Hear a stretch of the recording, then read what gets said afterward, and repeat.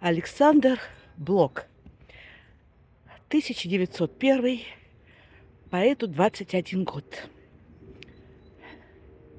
Ветер принес издалека песни весенний намек. Где-то светло и глубоко небо открылся клочок. В этой бездонной лазуре, в сумерках близкой весны, плакали зимние бури, реяли звездные сны. Робко, темно и глубоко плакали струны мои. Ветер принес издалека звучные песни твои.